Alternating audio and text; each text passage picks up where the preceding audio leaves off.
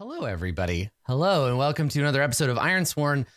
Now, normally this would be Ironsworn solo RPG, but somebody made it so I had to go and change all my overlays. You know, you got a good thing going, and somebody comes along and they're like, hey, let me play. And I'm like, all right, I guess. No, that's not at all how it happened. Hi, everybody. Wow, if you really didn't want me here, I could just go. No, don't. No, I don't want to play by myself today. I'm already lonely enough and sad. I feel like I live in the old world, everybody. And at the harbor, everyone's getting on the boats, and we don't know where we're going, but maybe there's another universe out there we can go to. Turns out it's going to be full of trashy, terrible people too. So today, for folks who've been tuning in for the last, 11 trashy and terrible 11 episodes, you have been watching me kind of get my head around solo play for Ironsworn, but Ironsworn actually has a fairly robust co-op structure so that we can play, but that neither of us has to be the GM. So this is going to be a little bit different from, say, like the Maharib episode of Court of Swords, where I was still DMing and JP was still playing JP's character. We're both going to be playing characters. So this will be the continued adventures of Nabake Half-Elven, but today Bluejay is going to join me. So thank you, Bluejay. Despite all my pretend complaining, I'm actually really excited. So I think you're just getting into character. I mean, God, I hope not. Nabake is such a load of garbage. So we're gonna both be playing characters today, and Bluejay made Joe the Knife, and I think the best thing to do, Bluejay, and you let me know if you agree, is to just introduce your character when the character gets introduced, right? Like yeah, I think that's sort of fine. preamble at all. Yeah, like basically in a television show, you don't get the preamble of okay, so this character is going to be coming in later. Just go ahead. I have a very basic idea of what happened last episode. I wasn't able to watch the end of it. Yeah. So why don't we start by the same way I always start? Why don't I start with talking about the world a little bit, giving us a refresher on what's been going on. I'll do a little bit of a refresher on the fucking shit show that was episode 11. And we'll start with, because I have a thing that Nabake absolutely needs to do, and that is revenge.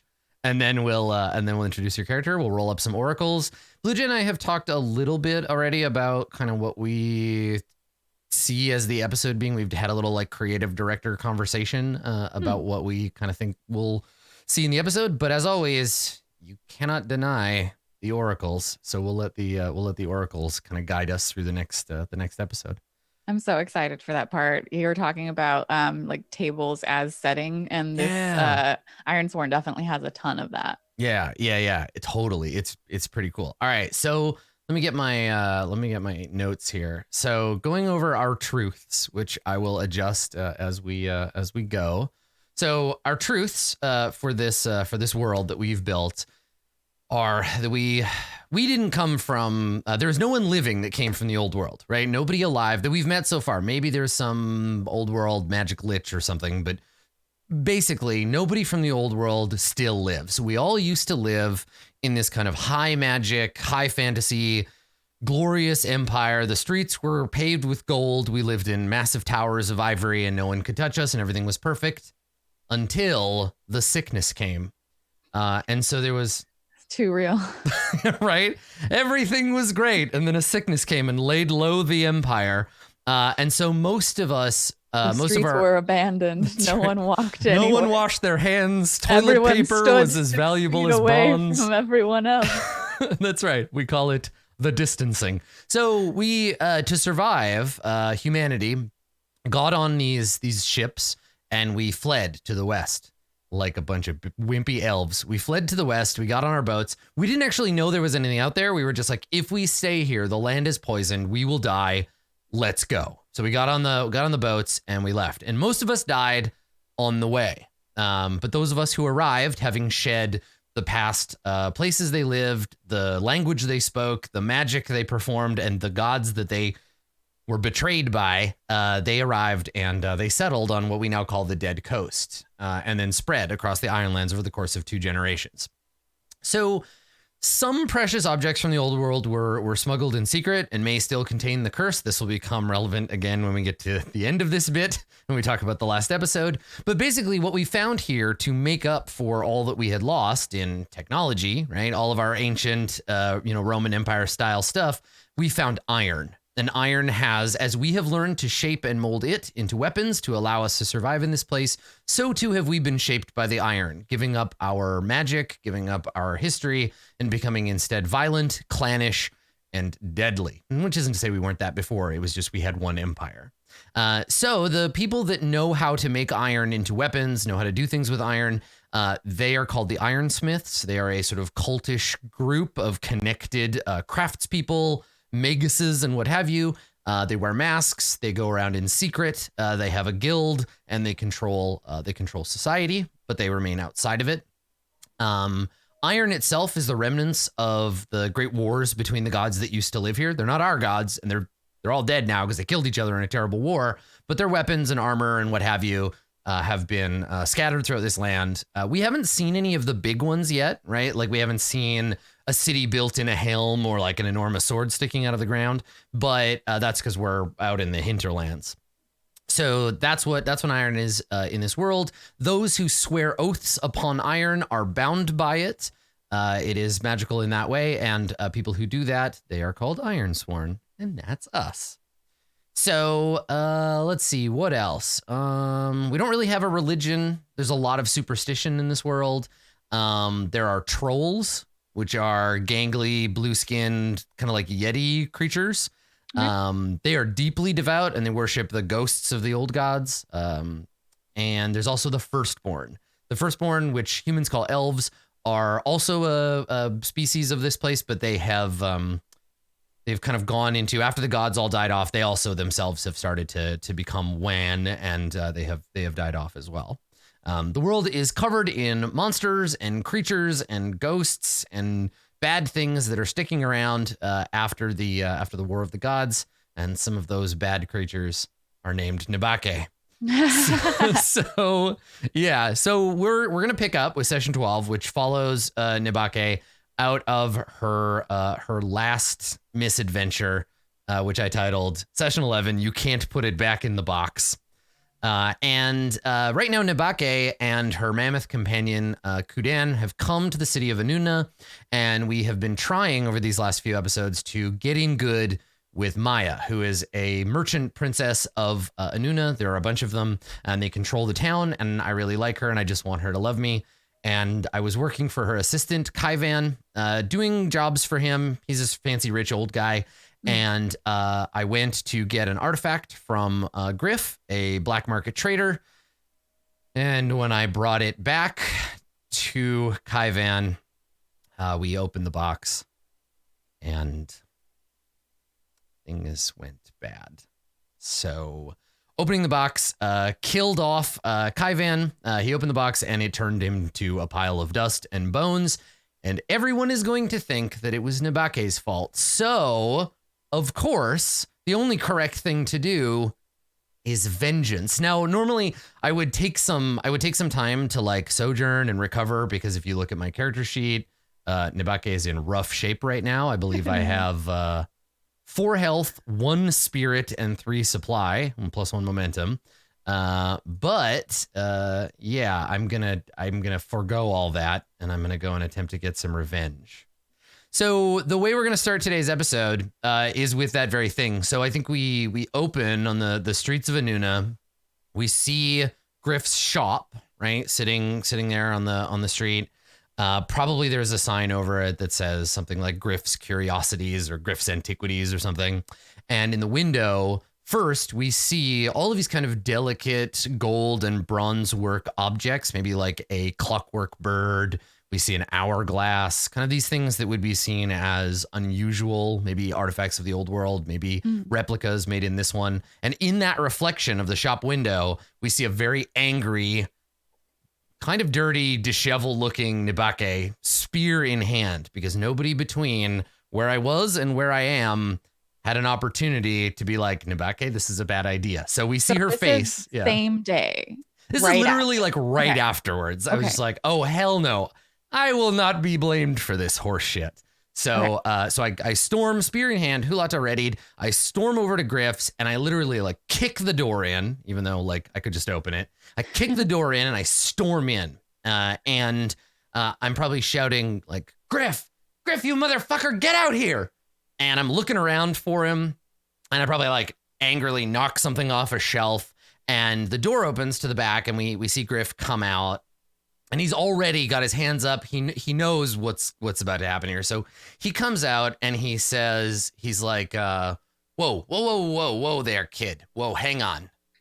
And I point the spear at him, and I'm like, hang on my ass, you fuck. You set me up. And he says, he's like, I know that it looks like that. I know. I couldn't just get rid of Kaivan myself, and I promise you that this is in your best interest. And I'm like, only I know it's in my best interest. And I point the spear at him, and I say your prayers, fucker. You're gonna go see the gods. And he takes a step back, maybe stumbles over something, and he says, no, wait, listen. This is good for you. This is helping you, Nabake. I've done this for both of us. And Nabake, because she's a gullible moron, I think she probably lowers the spear a little. It's not pointed at his face anymore. It like goes down to chest height. I'm like, still not good, honestly. Yeah, right. It's still not good, but like I'm not, he might survive if I stab him this time. I'm like, I'm listening. And he says, listen, Kaivan was never going to do for you what you wanted him to do. I promise. I've known that man a long time, and he was a snake. The whole city is better off without him. Even Maya, even if she doesn't know it yet. And think about it this way. And because I'm like, yeah, get to the point, or I will. And he says, well, hold on. What we've done here, Nabake, is create an opportunity. And I'm like, an opportunity for what? And I probably like poke at him a little. And he says, an opportunity for you to get what you want. For both of us to get what they want. Listen, I have connections to another member of the Merchant Princes. They have been helping me with a project, and Maya has been standing in the way. Now, she doesn't realize, but it's good for her too. We can all get what we need. You just need to cooperate and listen to me. And slowly, as we're talking, the spear is kind of lowering, probably because it's heavy and I'm a baby. And so I set the spear down, and it's not even pointed at him anymore. And he makes this face that Nabake doesn't see, but like she sees it, but she doesn't get it. But we as the audience obviously get it, where he's like, got you, right? He can see, yeah, he can see that he's got me now. And so he says, I need to introduce you to someone. And he turns. Had we already been in a meeting? Yeah, I think the two of you were talking in the back room, right? And so he turns and he says, Joa, can you come out here? And so the door that he came out of, I don't know, do you like say something first, or you just come into the room? Do you just open the door? I think she was already, because she's the type of person that definitely, like, if something's going down, she's eavesdropping. Oh, so maybe you were waiting so that if Griff was like, help, you could run out and save him. Well, maybe. Depends on if it was valuable to do so. But yes, she was in the shadow of the doorway. Okay. And when he invites her, she steps forward, and you see Joa for the first time.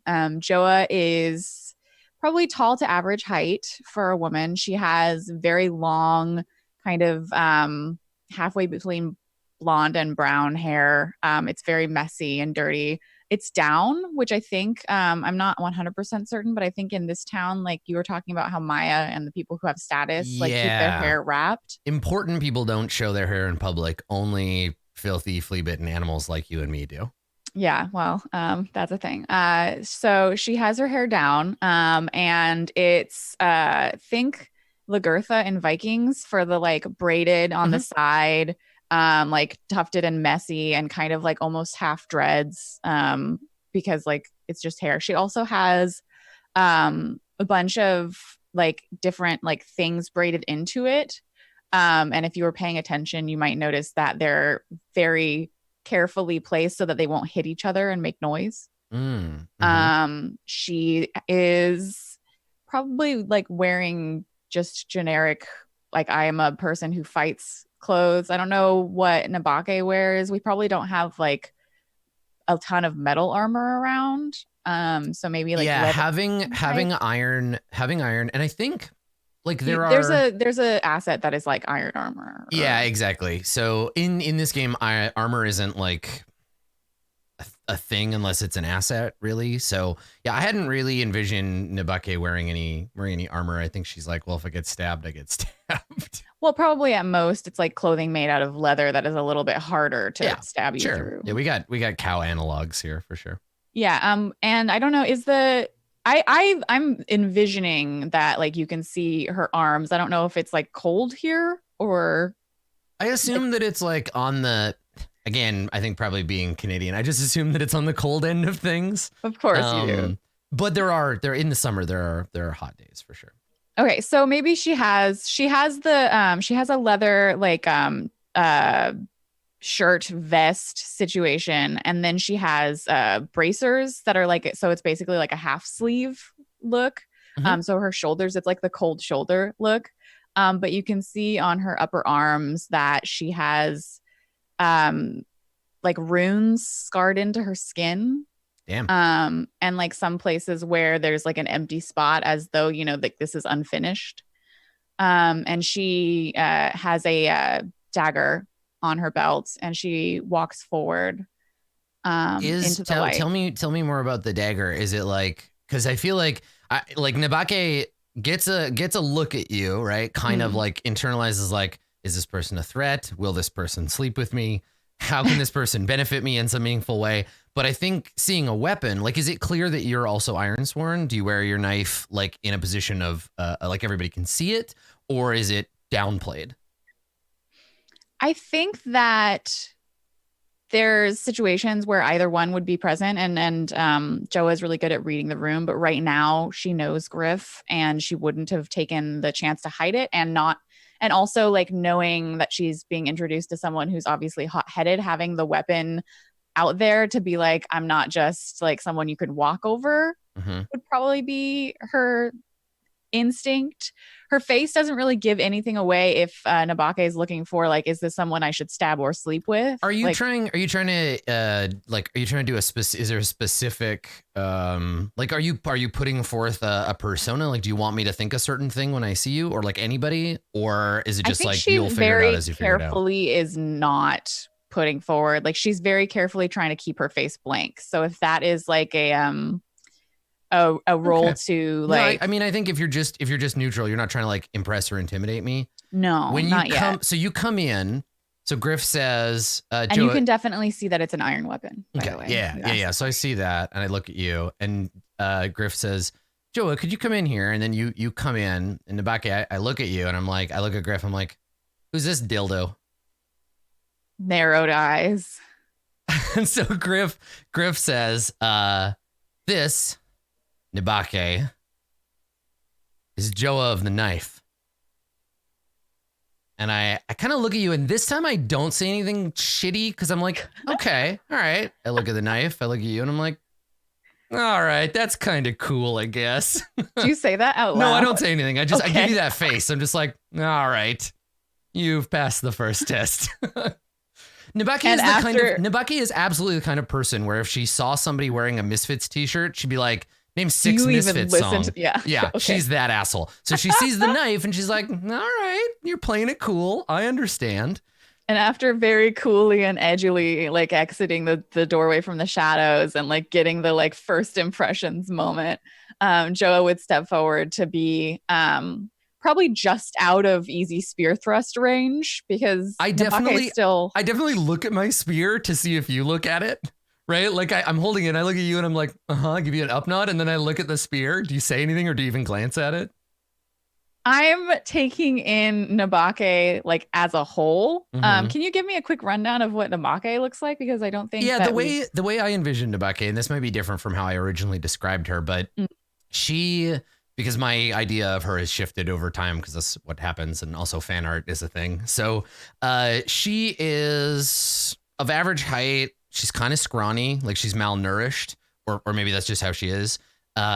She has the body language of alternately a feral cat and a teenage girl. Okay. She has a tense energy about her, like she might fly off the handle at any moment, right? Like she she's contained danger, but if you consider yourself like a dangerous person or like a tough or like worldly person, you probably see her more as like a petulant teenager. But She's contained danger, but if you're a person who encounters danger like ever, it's a kind of like, okay, yeah, I see you. Yeah. She has pretty high opinions of herself and so acts with this kind of false self-confidence. But under all of that, if you spend enough time around her or you like look at her hard enough or you know what to look for, there are certain things that are off about her. Like maybe her eyes are a little too big, or maybe, you know, like there's something about her that she does anything like that. She tries to hide, like if she ever figures it out, and that's her like elven, her firstborn like lineage. But as we talked about before, being a half elf in this isn't like mom was an elf and dad was a human. Right. It's like something. So the other thing is that she normally, and folks in chat grab this, normally she goes around in situations like this as Sabian. She has a fake persona, but that's been, there's been problems with that in the last few episodes. People have been seeing through that. And I think that Griff calling her Nabake, she wouldn't have noticed it right away because she's stupider than me and chat are. But if he does it again, she'll notice. So you probably don't. I mean, this for you, seeing her, this is your first time. You've never heard of her before. And and that's so. Can I attempt to like, I don't know, maybe like secure an advantage or gather information to see how much of like what you've told me in terms of like how she really is I can garner just by looking at her and like having heard the former conversation? I mean, I don't even think there's a move here, right? Okay, like I think so you can just tell this stuff, right? Based on what you think your character would notice, you notice those things. Yeah, no, that's rad. Yeah, absolutely. So yeah, I walk forward. Griff introduced Joe of the knife. Nabake is like, "Do you see my cool spear? I also have an iron thing. Do you see it?" And Joa is still like very carefully kind of trying not to what's the word? Project exactly what she like is thinking or feeling. And it's probably a lack of information in a way that might be frustrating for someone who is like used to just getting what they want straight out the gate. No, Nabeke isn't interested in information. She already knows everything about you just by looking at you. Of course she does. Perfect. Yeah. Of course. Yeah. It's very easy to fill a bucket if the bucket's only this big. So she knows everything she needs to know about you. The question that is still on the table is, do you look at my spear or not? I don't do the like eye language to your spear. Okay. I give you the once over, which includes seeing your spear, but I'm not ooh, a spear. So then I look at your knife and I'm like, cool knife. And I turn to Griff. God damn it. Okay, so Griff says, this is the woman I was talking to you about. The one that helped me with Kaivan, who is now no longer a problem. Barely more than a girl, I'd say. Don't underestimate her. She knows how to get things done. And I'm like, I just kind of like, I'm like, yeah, fuck yeah. I don't say anything, but I nod. And Griff says, Nabake. And then Nabake's like, wait a second.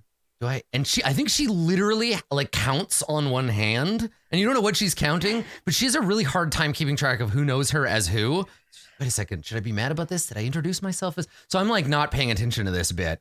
And so Griff says, Nabake has ambitions to find herself a position like you found, Joa.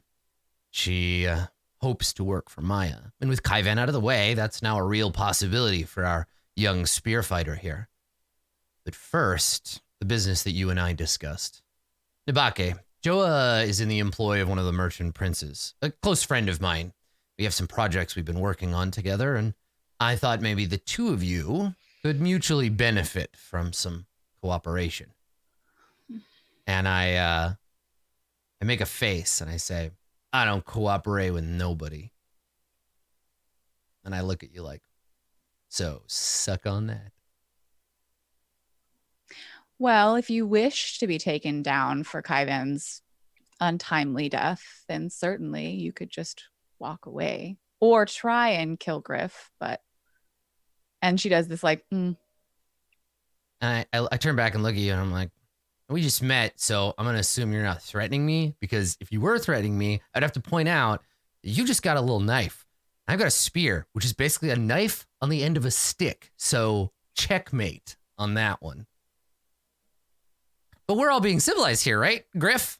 Right? Nobody needs to get stabbed. There's the like biting of the cheek to try and stop, like just fucking grinning right there. Yeah, because Maka is doing exactly what Joa expected of her. Like it was just a little poke to be like, "Are you the way that I think you are?" And yes, the answer was yes. Feral animal. So yeah, so Griff says, now the two of you will learn that you have goals in common. You need to both improve your standing in Anuna. Right? The merchant princes only employ warriors that have a certain reputation. My hope is that this can benefit both of you. Now, Joa, why don't we tell Nabake what it was that we were just discussing before she interrupted us? And so now, Bluejay and I, we're going to take a step back from our characters, pause the characters. We gotta figure out what we're doing. Let's play. Yeah, let's play with the oracles. So what we need to do now is we need to generate one of Maya's rivals, right? One of these other merchant princes. This is a character that you have one of your starting bonds with. Yeah, so the unnamed merchant prince. That's right. I'm going to open up the Dramatis Personae, and I'll save it so you can see it there. And let's add a new one. Can you roll? I'll take. Oh my god, this is so much easier. I don't have to roll and consult the oracles and write the notes. I can just write the notes. Consult the oracles, and you can write the notes. Okay. Yeah. So it's gonna usually character name and descriptors. Is that what you so let's get an Ironsworn name first. And then we'll do 3 descriptors for this character. Solana. Okay. I rolled a 1. Nice. What gender do you want Solana to be?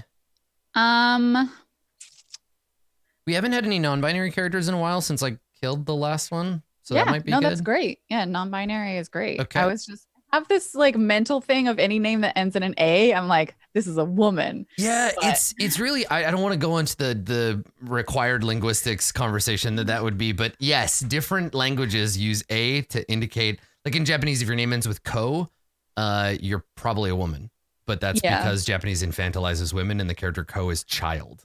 Oh, great. Right? Excellent. Right? Isn't that gross? So good. That's disgusting. Yeah. Yeah. So no matter how old you get, you're still a child in Japanese. So, okay. We need 3 descriptors for Solana. Okay. So Solana, I can roll 3 descriptors, is incompetent. Awesome. Your boss is incompetent. They are aloof. Ooh. And they are honest. No wonder they're in a bad spot. Oh, man. Which is probably what drew Joa to them, is that, like, regardless of the incompetence, that honesty is probably very rare in a merchant prince. All right. So they are a merchant prince of Anuna. And I feel like their honesty is also what makes them incompetent as a merchant, because they're like, well, I don't want to, like, I got this for this amount. I'm not going to upcharge a ton because, you know, everyone's having a hard time. Just yeah. Just like gets taken advantage of a lot, et cetera. It's okay. All right. So an aloof, incompetent, honest merchant prince that has risen to power, right? Has important friends. Okay. What do they trade? What is their what is their like Maya's main trade? thing? The only thing we've seen Maya trade so far are the like Deadeye pearls from the coast, which are used in magical ritual. So I think probably like reagents are. And this is I like that. Lord Zara said merchant prinks, like PRINX for the yeah, that's cool. I like it. Yeah, sick. Nice, Lord Zara. Yeah, I think Solana, because it's some kind of like they're directly related in some way to the work that Maya is doing, to the point that Joa is associated with trying to take down one of Maya's, or at least like covering up or in some way. So I feel like Solana is related to Maya's trade a little bit. So maybe Solana trades in. What would an incompetent, aloof, honest trader trade? Probably at like a lower margin than they should. Like it almost feels like it should be something of like a greater social good, like toilet paper, like food, or because you still have to do, or like maybe they trade in not food necessarily, but like different, because if Maya trades in ingredients, it could be like construction materials. I was thinking like drugs, like medicine, tobacco, medicine, like minor hallucinogens. Okay, yeah, I like that. Yeah, like trader of medicine and apothecary miscellanea. Yeah, because I think that relates to the spell components in a way where there's probably some crossover. Yeah, I like that. Okay. Which would mean they're interrelated. Okay, so what do you do for Solana? Are you just like a gopher, like a generic? Like, because I think a lot of what we're learning is that a lot of important people have like a stable of Ironsworn. We talked a little bit about shackle oaths last time. So like a shackle oath is an oath you take that is open-ended, like serve forever or like whatever. So I think if you're an important person and you can get an Ironsworn to swear a shackle oath to you, then you're good, right? So you're employed by Solana, but in what I think that Joe is very careful to never swear a vow that has no end. Yeah. Because Joa has her own goals and she doesn't want to be just tied to somebody like that. So I feel like the way she's currently working for Solana is probably. Oh, you don't have a contract. You're a freelancer who happens to take jobs from Solana a lot. Yeah, I think it has something to do with Solana's incompetence. Like I'm trying to help them in some way. God, you and my mammoth have so much in common. It's really hard when your boss is a dickhead to get anything done. Yeah, because like Joa's greater goal is to kind of try and find justice and stuff. And I feel like having an honest merchant prince is good, but having one that's incompetent and is going to get kicked out of their position is bad. Right. So you wouldn't swear. Okay. So here's the thing. Jeeves in chat made a really great point. So Griff is charming, wounded, and dependent. He used to be a treasure hunter, but he's got a wasting curse. So he has to take doses of a semi-mystical drug every day to keep from turning to stone. I give him that drug. Ergo, yeah, right. So sells the, it's not a cure, but it's a drug that keeps him, because his legs are already stone, I think. We talked about that. And he oh shit. Yeah. So he's already, it's too late. He's already gotten to a point where like for one leg, it's like past the knee and the other, it's like mid thigh or something. And he has this thing that keeps it at bay, but doesn't cure it. I don't know. There's a medical term for that, for like a drug that like holds something at bay, but isn't a cure for it. But that's you mean like everyone with the HIV drug? Yeah, exactly. Stuff like that. It's not palliative because it's not until he dies. It's just like it's a preventative, basically. I know what you're talking about. Yeah. Okay. But yeah, so I feel like in some way Joe is trying to keep this honest person in power. Right. And maybe that has to do with undermining Maya a little bit. Yeah, totally. Well, Maya is, what were her things? She's cunning, violent, and cooperative. She will eat him up if Griff lets him. So Griff has had to keep her at bay. And then Solana and like Solana, you know that Maya would win if there was a conflict between Maya 100%. And Solana. Okay, so they employ you.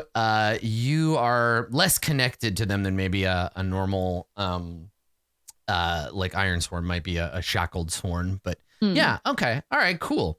So you work for Solana. There we go. And then Solana has sent you to Griff to do something.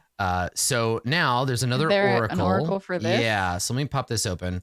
So I'll let you take a look if you want at that. Here we go. At that one at session 12. So, okay. So let's see what we're going to roll for this oracle. I think this one is called character goal. Yeah.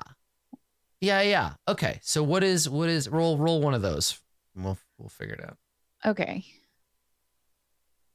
Protect the status quo. So something is threatening the status quo.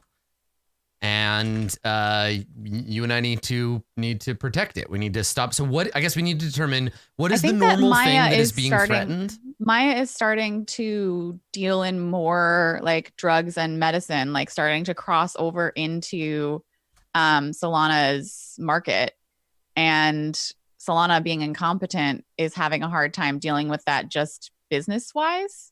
So they're trying to deal with it in the status quo was that Solana didn't have any competition, and now they do. Yeah. Now, like Maya being cunning, like she is actually undermining Solana's business, and it's starting to. But as a result, this is great. So I love that.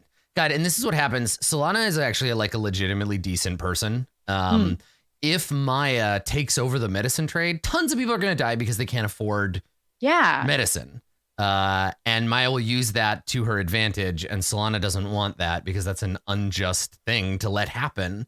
But also Solana's incompetent, so they're like, I don't know what do I do? And so has gotten into bed with people like Griff, who are murderers. Okay, great. So really, the reason that I was given I was made a patsy and sent to assassinate Kaivan is serving all the shit that happened in session 11 serves Solana's goal through Griff in this, right? Yeah. And so we're seeing Nabake doesn't realize any of that shit. So Griff says to you, I guess we need to think about what there's another. I feel like the protect the status quo is like the larger goal, but I think there's another task. Yeah, so we need to talk. Goal. We need to talk about how, like, what is. So I guess I'm gonna make a note under. Maybe there's a warehouse or a place where Maya is storing, or maybe a ship that's coming in that's gonna have like more. Oh shit! Are we gonna rob a boat? Or just burn it. I think we should rob it. That'd be. We could rob it. And if it doesn't go well, then just get rid of it. I think that's the plan B. I love it. Okay. Let me add that to Anuna. So in the medicine trade is in flux. Solana and Maya are competing for control. Solana wants low cost medicine available to Solana everyone. Is Bernie. Maya wants to corner the trade and gouge people for expensive I did not intend this to be so topical. And Maya. Okay. Well, great. Okay, gouge people for expensive medicine. So yeah, I think we there's a boat, because remember, there's a harbor, right? And there are boats coming in and out of the harbor. Okay. And you know someone who does boat stuff. Maybe that connection is what we need from you specifically. Didn't you meet someone who Captain Becca? But I think I want to introduce more like new stuff. I want Nabake to be out of her element, right? Yeah, let's do it. Like, don't yell at people, don't stab anybody, try to like if you're down with it, I want Joa to have at least some part of this be like babysit Nabake. And then in the end, that's great. But also Griff has told you like this person is a great person to take the fall for all this stuff. Like, look how stupid she is. She came back. She's getting hooked into the plan again. That's perfect. Yeah. Okay. All right. So so all of this out of character stuff, I think. Oh my God. Griff. A boater, like about, but in Canadian. A boater. Griff and Joa explain this stuff to Nabake, and she's nodding and listening. And I assume you don't tell me that this boat is full of shit intended for Maya. Oh, definitely. It's not Maya's. No. Yeah. And I think technically it isn't yet. It's like a smuggler's boat or something. And Maya has to seize control of it. It's intended for Maya, and we know that Maya is the reason it's coming to this port. That's why we're trying to destroy it. So I guess what's the lie that you and Griff tell Nabake to convince? Now that we know the truth, what does Nabake learn? What do you tell her to get her on board? And I promise, whatever you say, I'll say yes to it. Okay, because she's an idiot. There are black marketeers who have been attempting to undermine the legal and legitimate medical trade. And they're bringing in a new shipment tonight. It's our task to obtain that shipment for Solana. And I look at you, and I make a big dramatic like point of looking at myself. I look at Griff, and I'm like, so we need to rob an entire boat? Just the two of us? Preferably quietly, yes. Is it a boat full of tiny boxes? There are ways to obtain what would be the word for like a cart, movers. There's ways, a mover. We call 1-800-GOT-JUNK. They're gonna just pop down and get it. Yeah. So what do you just basically want to tell me like we have a clan? We have like, or we have a group of people. We got people coming to get it. We can hire haulers. It's immaterial. So give someone enough money, they don't really care whether you own them or not. Somebody's got a bunch of shit on a boat, and we're gonna kill everybody and take that shit. If necessary, sure. It's necessary more often than you think. Preferably a bit more subtle than mass murder, unless you'd like that on your rap sheet as well. You know, it's funny. Griff didn't mention this to you, but subtlety is my middle name. My other middle name is murder. So I'm good either way, whichever. I haven't stabbed anybody in a while. I'm gonna die. Feeling a little stabby today anyway. And I look at Griff like, this goes wrong, I'm coming back for you, fucker. And Griff nods and he says, right. Well, now that the two of you are acquainted, best get to business. The ship should be arriving soon. And he kind of does the like, go on, you're friends now, get out of here. And I assume I look at Joa, and instead of being like, after you, I'm like, after me. And I turn and I walk out. Like, I go outside and out into the street. And there's a moment after Nabake leaves where Joa turns to Griff and says, do you have what you need? Yeah, Griff glances down and he says, today's not so bad. If this goes south, and like glance to the doorway where Nabake just left, I might not be able to get back to you for some time. Will you be all right? I feel like in this universe, the phrase would be if this goes east. If this goes east. Because that's where all the bad shit is. Right? Yeah, okay. If this goes east, I might not be able to return to you for some time. And he nods. Solana's not going to send someone else. He nods and he says, I've been hearing the strings of this particular song for some time now. I've been squirreling some away. I can get by on what I have until this all blows over. I hope. Good. And he's like rubbing his legs while he's talking. You can see he's in a bit of pain, and he kind of wants everybody to leave so that he can be alone with it and doesn't have to put on that like, I'm fine, I'm tough, I'm in control. Good. Well, hopefully I'll see you later tonight, and if not. And she just like shrugs and leaves it and then goes to walk out the door. Yeah. Okay. So I'm outside and I'm just doing the cool guy lean. If cigarettes were a thing, I'd be smoking one. If sunglasses were a thing, I'd be wearing them. And I'm just leaned up against the side of the building, and you come out, and it's only been like 30 seconds. So I'm like, oh, you are joining me. All right. Well, you want to go get drunk? Not particularly. Well, come on. I'll buy the first one. We can strategize. I always strategize better with like 5 or 6 drinks in me. I'm sure that's worked out very well for you in the past. But we should probably head towards the docks. I mean, I don't think anything really tragic has ever happened to me while I'm drunk. Certainly don't remember anything tragic happening to me. You know what they have down at the docks? Bars. We could reconnoiter. Huh? We could ask around. I'm sure some of those filthy sailors have something they could tell us. I'd like to know a little about this ship before we sneak onto it. It's not a horrible idea. That's right. Well, it's not a horrible idea. I think, my new friend, you will find that I am full of not horrible ideas.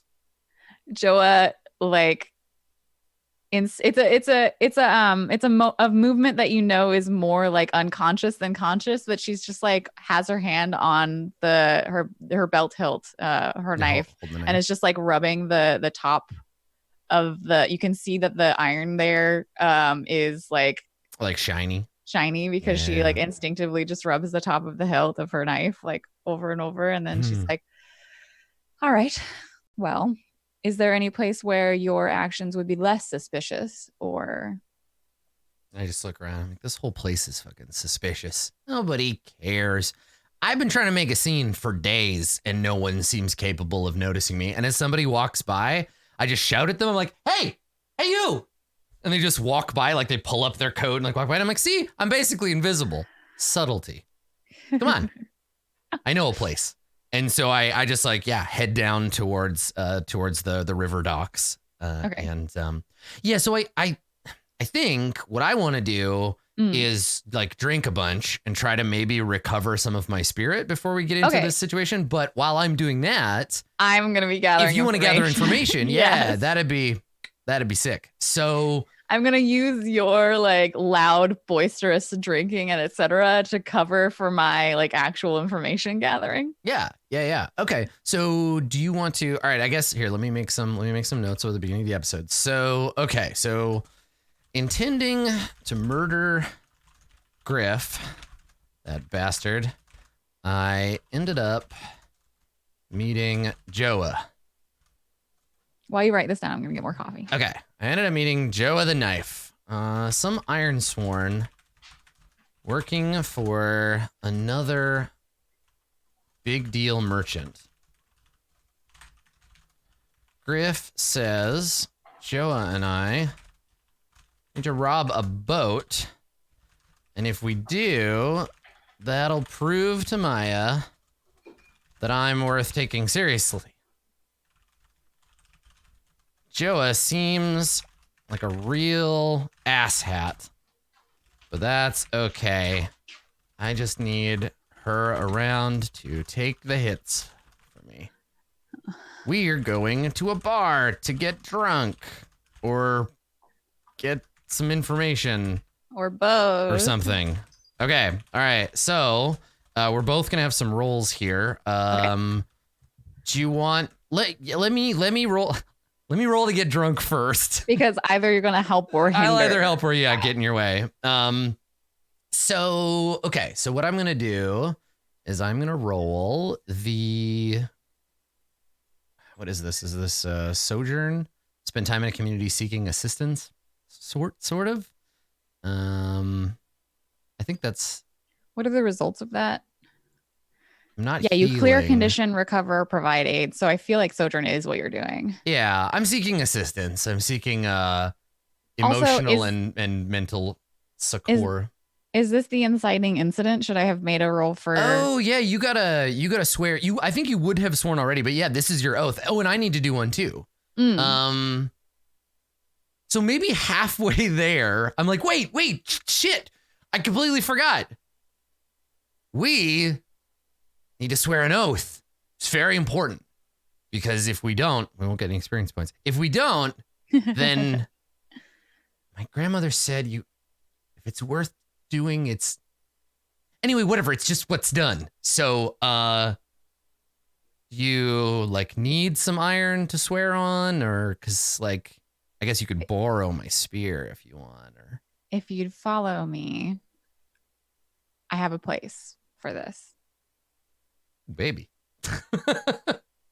Joa doesn't like just like kneeling in the middle of everywhere and just swearing an iron vow. She's not like showy about it in the way that Nabake might be. So she probably has she has a place where she lives here because she lives in Anuna. And it's not like a fancy, like it's probably in the same kind of neighborhood as where Griff would work, or like in between the docks and where Griff is. It's not like a fancy manor. Ooh, look at you with your house. Yeah, she has a room that has a roof. Yeah, okay. It might even have a separate room from her bed. Like yeah, so is it a separate building or is it like a I think it's like a in a way that like condos or townhouses like often share walls. Like maybe it's a floor of like an apartment. Like it's a one floor of a very tall, narrow space. Yeah, I think that's maybe like more like modern. Like I think the tiers are like sleeping on the street, sleeping in a barn. Okay. Sleeping in like a flop house like room, right?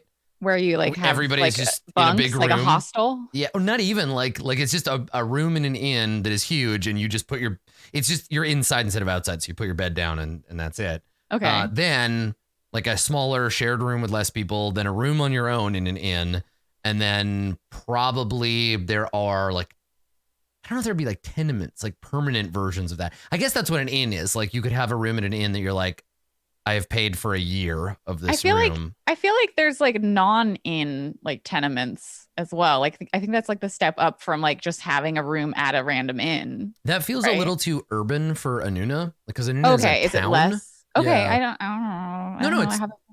It's totally fine. Like I'm just realizing that now, right? Like I think that, and I'm also leaving myself room to discover like a big fancy city later, because we've never done that. Right. Okay. So probably Anuna's you have smaller. you probably have a room in an inn. Even if it's like your room and you've decorated it and like whatever. Okay. Yeah. So we go to the inn and you have to kind of drag me past the bar. I'm like, but look, not here. But I don't shit where you eat. But he's got beer right there. Didn't you say we have to swear a vow? Yes. Beer. I wonder if I could swear a vow on a beer. Wait, hold on. And I like dash after you.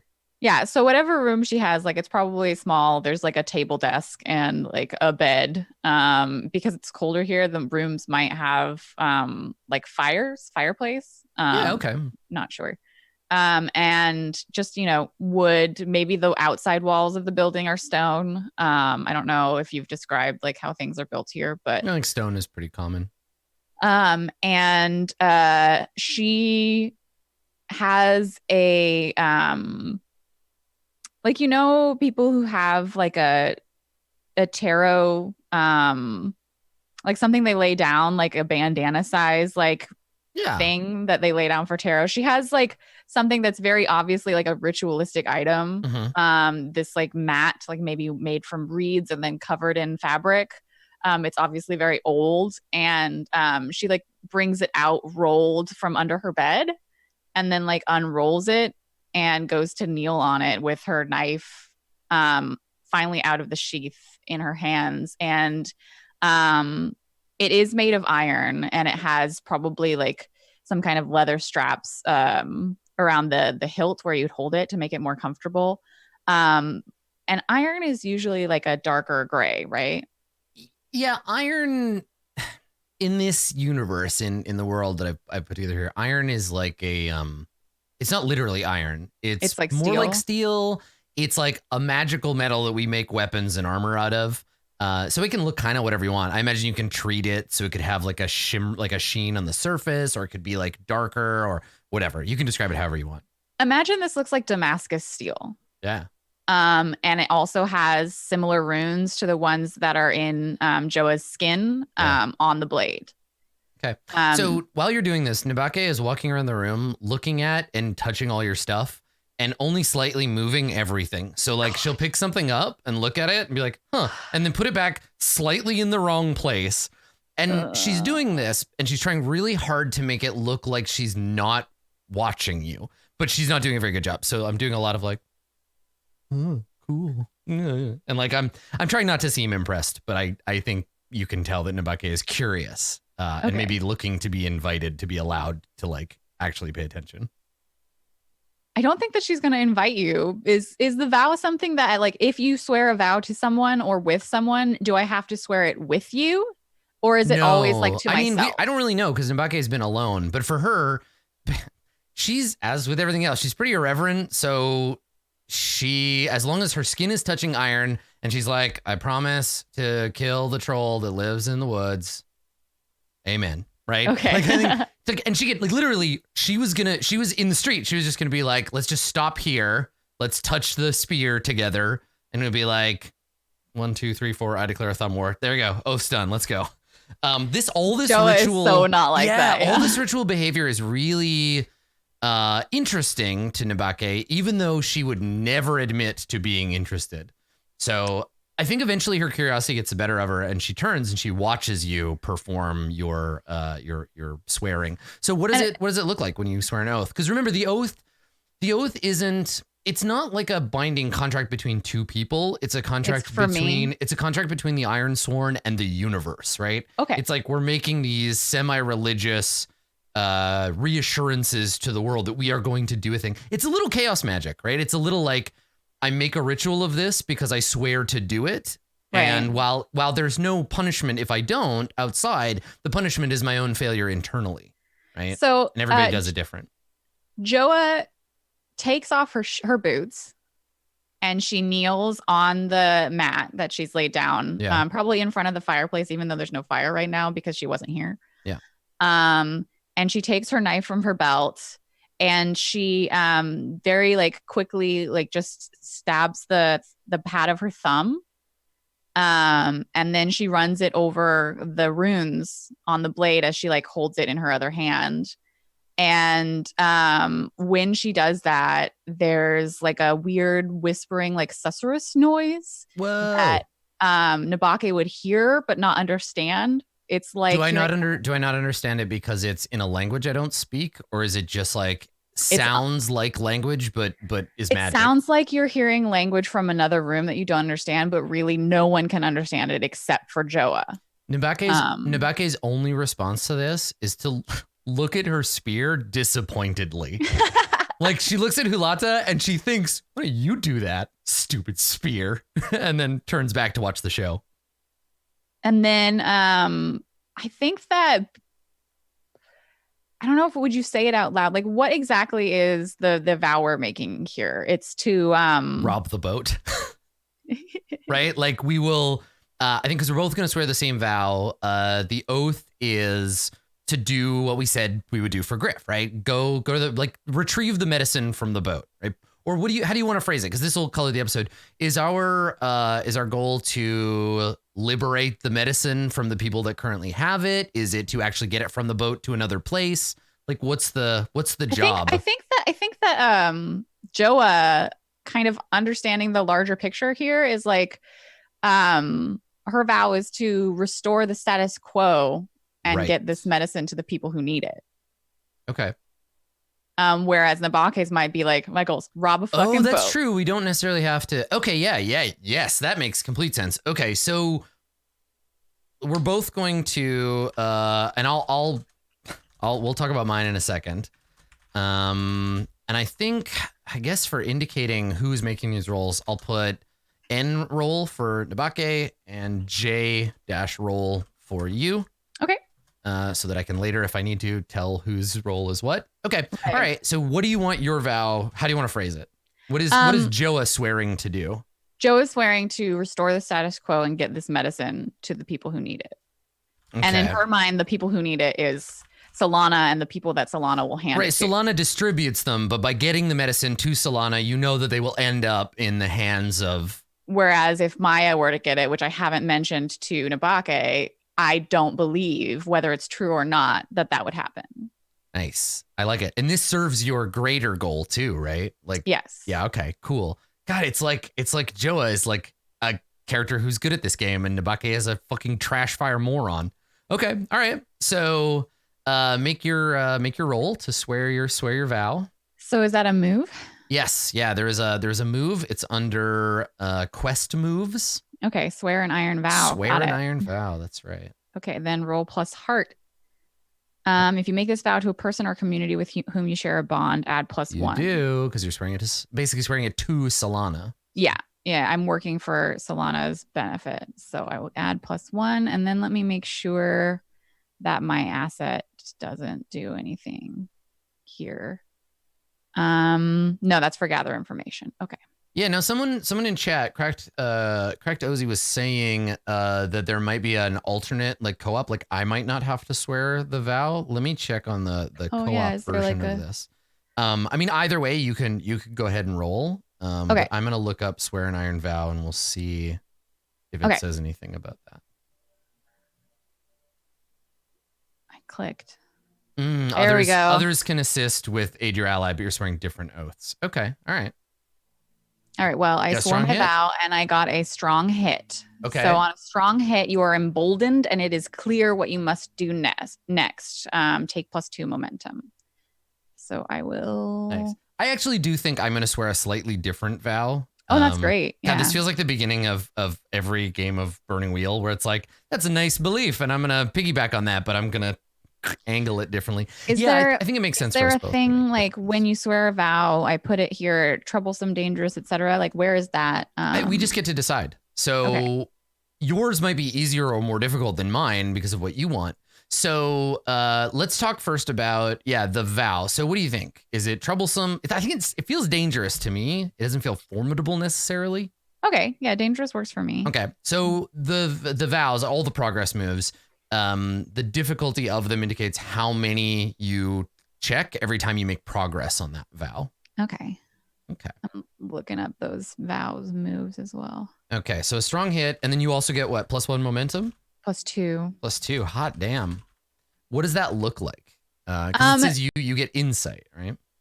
Yeah. That's what the susurrus whispering was. Yeah. Okay.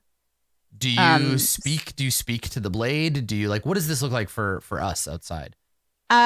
She does. She's kneeling and she marks the runes on the blade with her blood, and then like the blood like sinks into the runes, and you hear the whispering, and then Joa does say that like I swear a vow to restore the status quo and to get this medicine to those who need it. And then there's like a swell in the whispering, and then it like quiets down and she stands up. And I look at you and I'm like, well, that was theatrical. I'm sure every Ironsworn does their vows differently. Feel free to use my space if you wish. And I look around at like everything you've already moved. Like, yeah. And now Nabake feels really self-conscious, where she's just like, yeah, I need a minute. Could you? And I just point at the door. You wish me to leave you alone in here? Yeah, I'm not going to steal anything. You don't have anything worth stealing. It's true. I'm not telling you to leave your cool knife behind or anything. So I get up and I'm like, okay, like if your vow swearing is a secret thing that you have to do alone, then that's totally fine. So I will, I'll be just outside, and I exit the room. Yeah. Okay. All right. So you leave and I close the door behind you, and I turn and you still have your like mat out and all that. And I hold my spear and I look at it and I look at the mat, and I just drop the spear on the mat and nothing happens. And I kind of look at it. I'm like, hey. And you can clearly hear me through the door. Oh yeah, it's not like a well enough built building Right. that I can't. Nothing and that's happens. Probably the intention. Like I'm honestly listening to hear you. And I'm like, okay. And I kneel down. I try to remember what you did. I like rub my hands together and I just say some nonsense.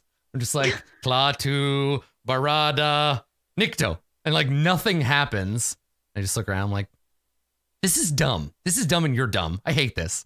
And I grab the spear. I just put one hand on the blade and I close my eyes. I wrinkle up my face and I just say the vow in my head. And then I get up and take the spear. So let's see. So for aid, I have two choices, right? I could aid your ally, which is secure an advantage and direct support of an ally.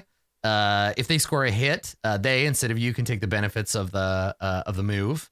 If you're in combat and score a strong hit, you and the ally have initiative. So that's one way we can kind of like bounce off each other. But I think I'm gonna roll a separate. Like yours is different than Joa's. Yeah. So Okay. what I'm gonna swear is I am gonna swear a dangerous oath to. How would Nabake view this same thing? Because she thinks it's like a boat heist, so her job is to like get away with it, but not really. She wants everyone to know. I think she's going to swear a vow to rob the ship and let everybody know it was her. Right?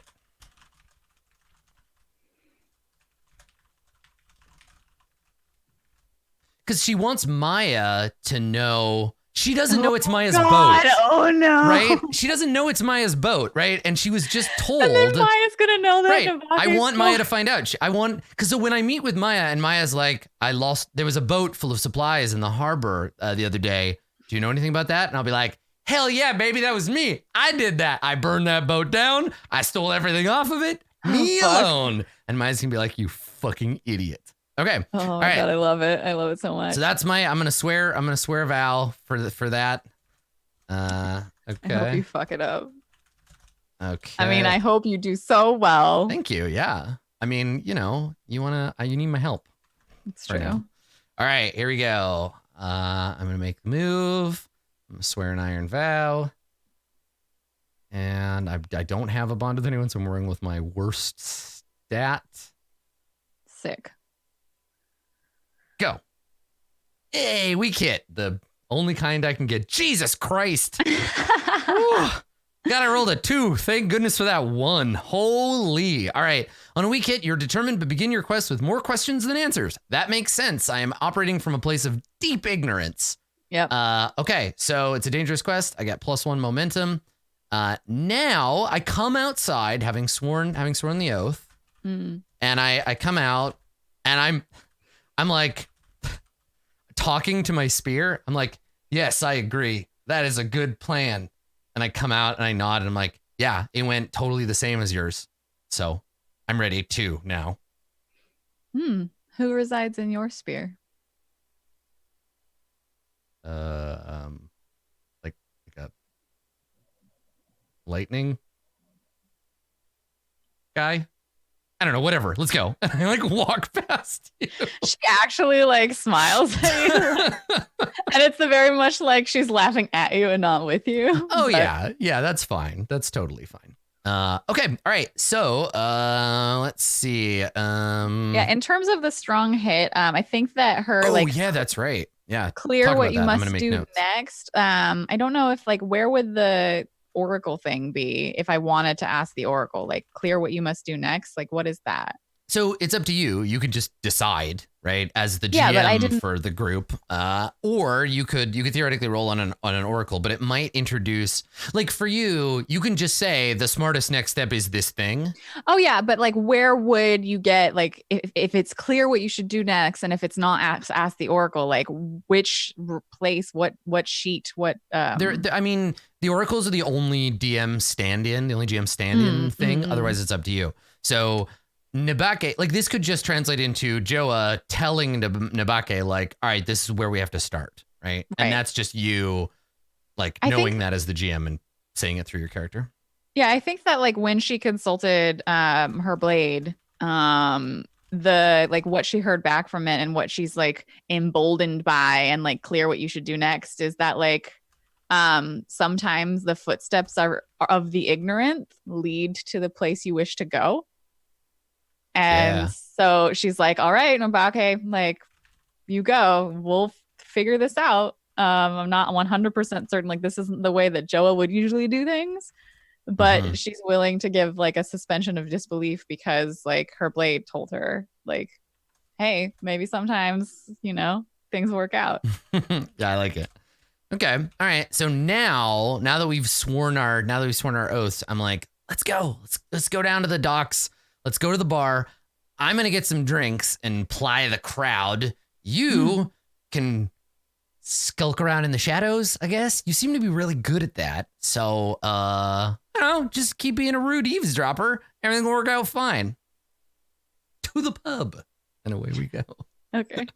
Okay. So what do you think? We cut to this dockside bar. There's probably some sailors in here. People are drinking and talking, and we can, we come in, and I immediately go up to the bar. Do I have any money right now? How am I doing? I don't want to. Is there a tracker for money? Yeah, if you're a mercenary, you can get wealth. Cool. Which I can never remember where it is. Oh, nope, I have none. Okay. So where is it? I can still get drinks, but I don't have. I was gonna buy a round for the bar or whatever, but I definitely can't do that. So I come in and I buy myself a drink. I definitely don't buy one for you.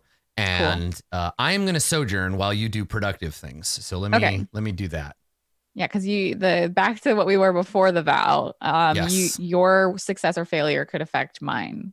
Yeah. My difficulty in terms of. That's true. Yeah. So if I blow it, you can aid an ally, and if you succeed, then I still get the benefits. If you're helping me sojourn. Yeah. Let's see. So let's When you secure an advantage in direct support of an ally and score a hit, they can take the benefits of the move. So am I able to help with sojourning then? Because it says when you secure an advantage. So I'd have to do it first if I was going to aid you. Is that how aid an ally? It said yeah. If you when you secure an advantage, just for secure an advantage. I see. So this is how this game lets me roll, and then if you get a hit, then I get then I can use your hit in case I blow it.